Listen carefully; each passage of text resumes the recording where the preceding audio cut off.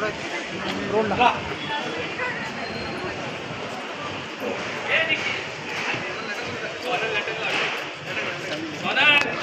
त्यांच्या बोलण्यातून आज दिसलेला आहे आणि म्हणून संविधानाला मानणारी जनता या देशातली सुज्ञ आहे आणि येणाऱ्या काळामध्ये काँग्रेसला धडा शिकवल्याशिवाय राहणार. जगाला हेवा वाटावा अशी भारताचं नावलौकिक आज जगभरामध्ये भारताचं आपल्या देशाचं नाव पूर्ण जगभर रोशन करण्याचं काम आपले प्रधानमंत्री नरेंद्र मोदीजींनी केलेलं आहे.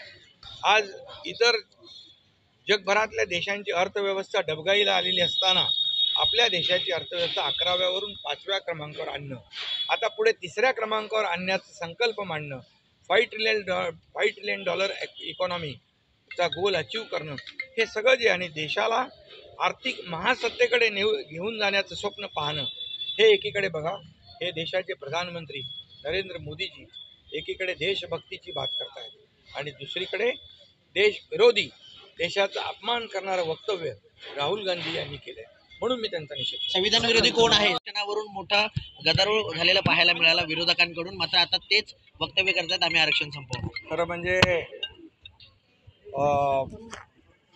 विरोधी पक्षनेत्यांकडून याच्यापेक्षा काय अपेक्षा करू शकतो? कारण प्रत्येक वेळेला विदेशात गेल्यानंतर आपल्या देशाची बदनामी करणं, देशातल्या जनतेची बदनामी करणे, हा त्यांची एक भूमिका कायम राहिलेली आहे. आणि आरक्षण रद्द करणार, खरं म्हणजे आरक्षण विरोधी चेहरा हा काँग्रेसचा आज समोर आलेला आहे.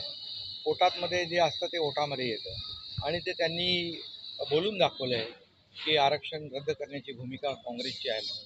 खरं म्हणजे त्यांनी बाबासाहेबांना धोका दिला. बाबासाहेबांना काँग्रेसने 2दा धोका देऊन पराभूत केलं आणि जे बाबासाहेबांना धोका देऊ शकतात ते आरक्षणाला कधी धोका देऊ शकतात.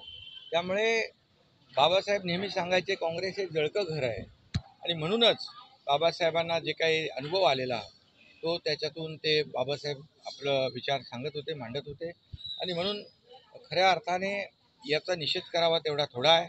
बाबासाहेबांनी आणि संविधानाने दिलेलं जे आरक्षण आहे हे आरक्षण कायम राखण्यासाठी महायुती सरकार, NDA सरकार, पूर्णपणे केंद्र सरकार, राज्य सरकार या आरक्षणाच्या पाठीशी आहे.